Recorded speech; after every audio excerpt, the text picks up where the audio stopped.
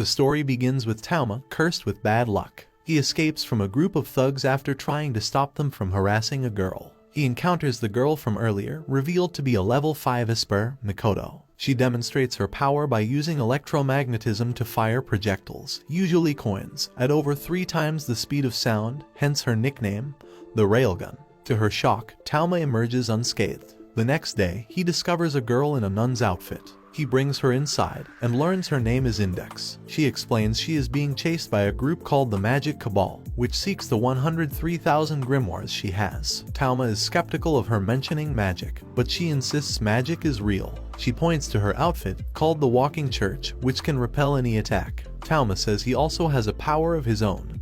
His right hand can cancel any magical effect. When she doubts him, Talma uses it, causing her outfit to disintegrate. After biting Talma in embarrassment, Index mends her walking church. She decides to leave, since it might be dangerous if she stays any longer. Before she goes, she says his right hand also erases good luck, explaining his misfortune. Talma attends remedial classes with his friends, Aogami and Tsuchimikado, taught by their pint-sized teacher, Kamo. Talma wonders what Index is up to now. He later encounters Mikoto, upset that their fight was inconclusive. She tries getting his attention by sending an electric shock to the ground, damaging the security robots and nearby electronics. Talma is indifferent and lets her have the win from last night. Suddenly, the security robots restart and attack them, prompting them to run away. When Talma arrives home, he discovers Index surrounded by cleaning robots, badly injured. Suddenly, a mysterious man dressed up like Chris Angel appears, calling himself a magician. The magician says that the Walking Church ordinarily protects one from all harm,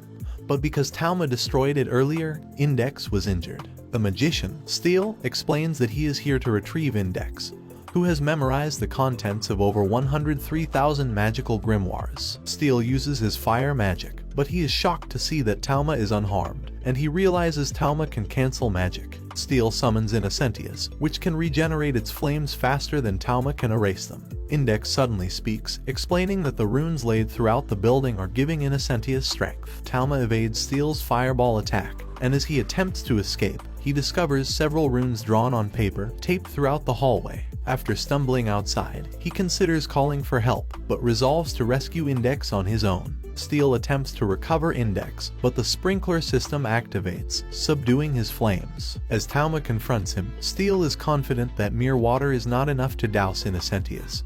But Talma points out that the water is not only washing away the paper seals but also the ink. Without his flames or Innocentius, Steel is defeated with one punch. Later, police investigate the fire while Mikoto looks on. Her friend, Kiroko, a member of Judgment, remarks that the fire was Esper-related. Talma scrambles for a way to heal Index's injuries, but since Espers cannot use magic, Talma carries her to Kamo's house, asking her to follow Index's instructions. However, Index tells Talma to leave, as his very presence is erasing the healing magic within her. As Talma leaves, a woman perched on a tower watches him. Index begins the magical ritual to heal her wounds. She creates a diagram of their room and establishes a link. Anything that happens to the diagram will also happen to the room, and vice versa. Index tells Kamo to imagine an angel, and one appears in the room, healing Index. Index's John's pen mode subsides, and her real personality returns, collapsing soon after. The next day, Kamo asks Talma what exactly Index is since she intends to report this incident. However, Talma, concerned for her well-being,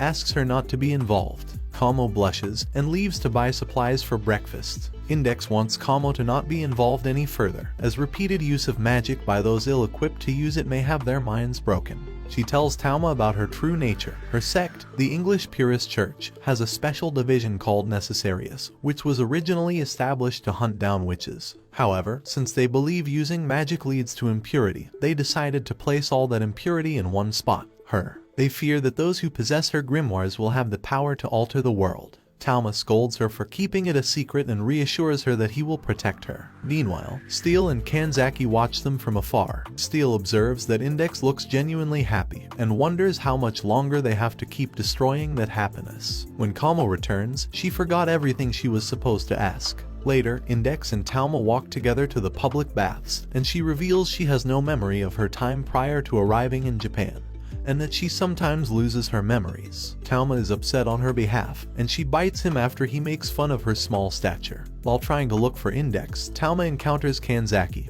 who uses a rune to isolate them. Kanzaki asks Talma to hand over Index. She uses her sword, Nanason, to unleash cutting winds at Talma, which he is unable to erase with his hand. Talma tries charging at her again, but he sees ultra-thin wires all around him, revealing she is not a magic user. Kanzaki kicks him to the ground.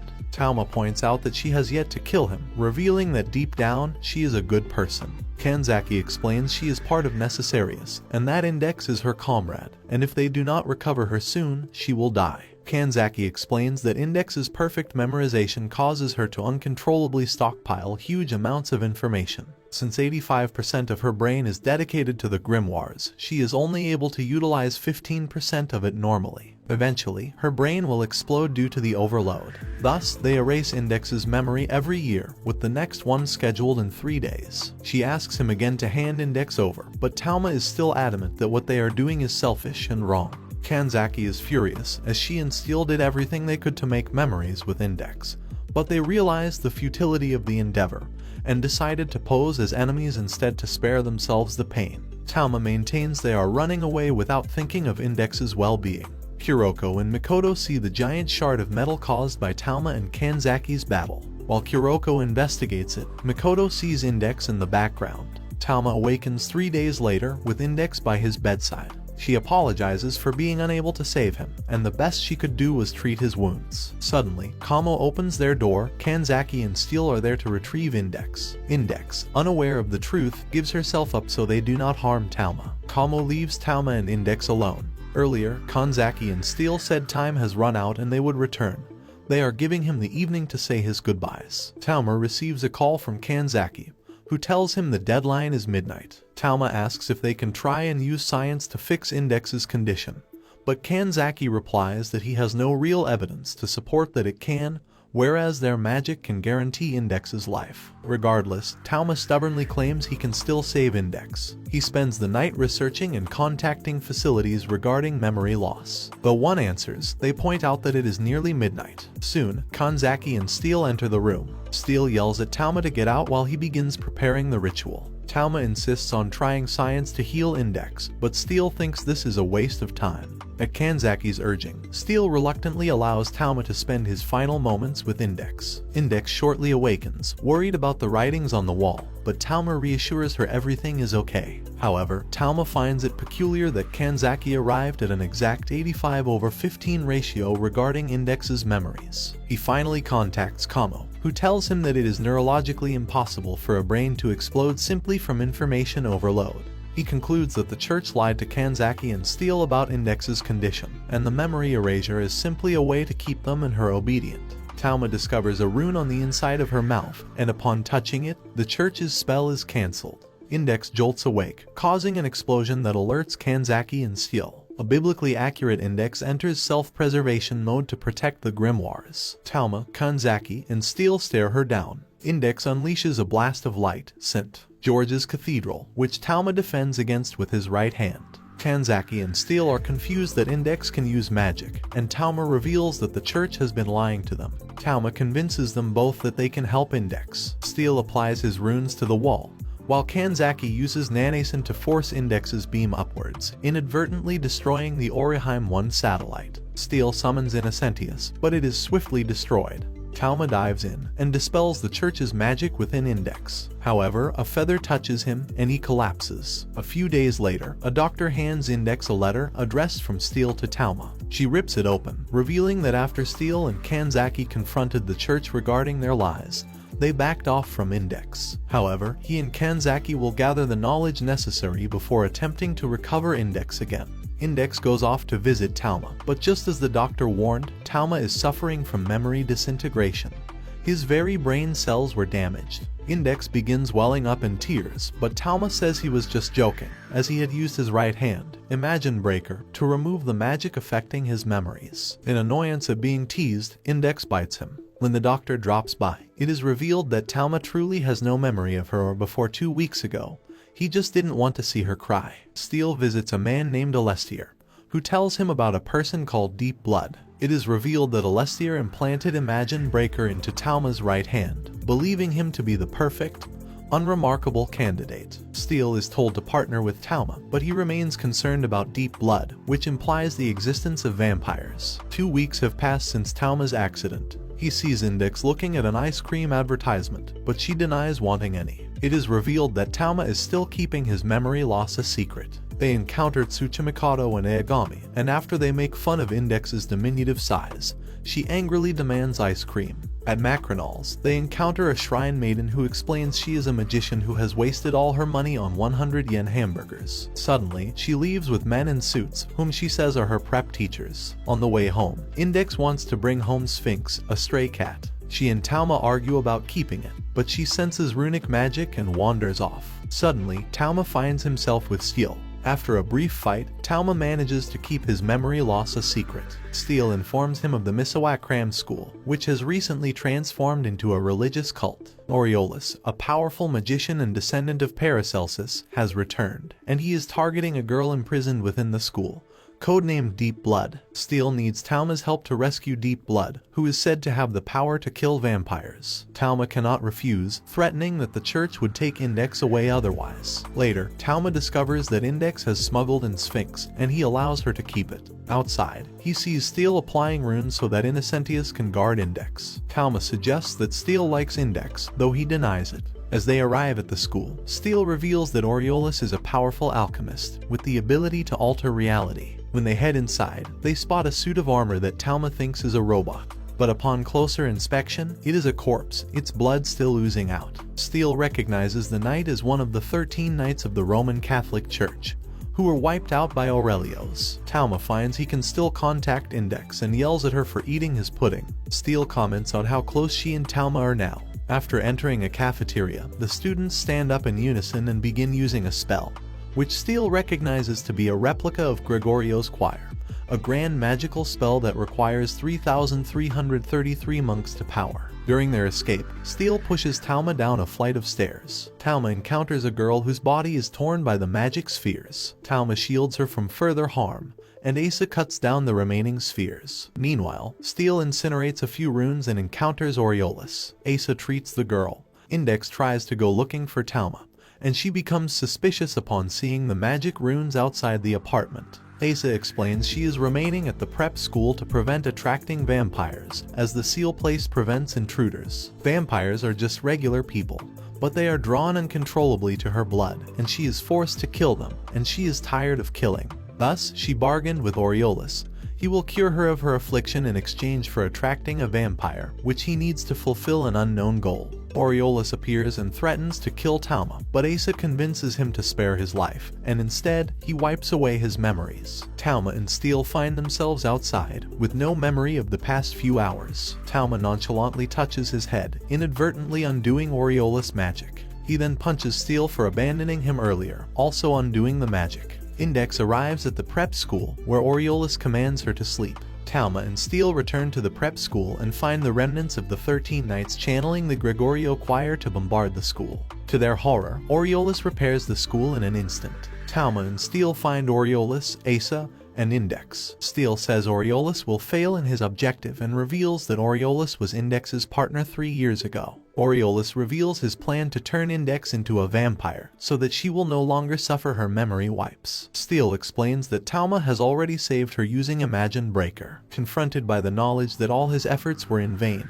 Aureolus laughs maniacally, and commands them to drop to the ground. Aureolus' magic is Ars Magna, which allows him to warp reality, but because it requires great concentration, he stabs himself with needles to attain inner peace. And when Asa tries intervening, she is killed. Asa recalls how she was forced to kill her entire family after they were transformed into vampires. While seeking a way to rid herself of this curse, she encountered Aureolus. Talma cancels out the effect on Asa, reviving her. Aureolus attempts to use his power several times, but realizes Imagine Breaker can cancel everything. Instead, he summons a gun that can shoot bullets faster than Talma can react, and he plans to kill Talma slowly. Steel asks why Aureolus did not simply command that Index be healed, and in retaliation, his flesh is ripped apart. Talma is suspicious, since if Aureolus truly has reality warping powers, he could have saved Index. Aureolus slices off Talma's arm, but is shocked to see him still standing.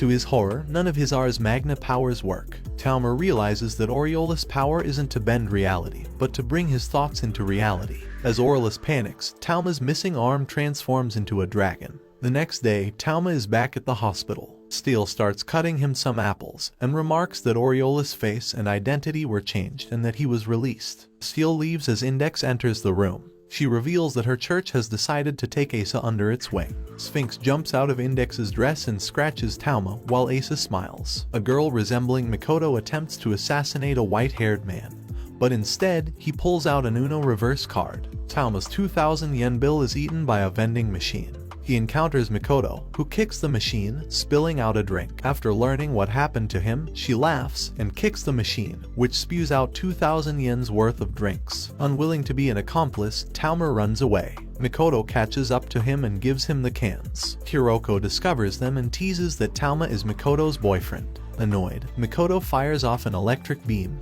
but Kuroko teleports away. Suddenly, Mikoto's clone appears. Realizing something is amiss, Mikoto accompanies it. Later, Talma encounters Misaka, who volunteers to help carry home his cans. He runs into Meika, Tsuchimikado's stepsister, who tells him that Index is very loud during the day. When they arrive, they see Index and Asa watching over Sphinx, suffering from fleas. Misaka fires off an electromagnetic pulse that kills only the fleas and leaves. The next day, Talma unenthusiastically attends remedial classes. Tomo reminds him that even the third-ranked level 5 Esper, Mikoto, was once a level 1. Talma encounters Mikoto, who talks about her loathing for the blimps that fly over Academy City, and her skepticism that Tree Diagram, a supercomputer that was supposedly on the Oriheim 1 satellite, exists. Afterwards, Talma bumps into Misaka and he helps her find a foster home for a cat. He offers to let her name it, and she wants to name it Dog or Tokugawa Yasu. While searching for pet care books, Misaka senses the white-haired boy from earlier, and she gently puts the cat down.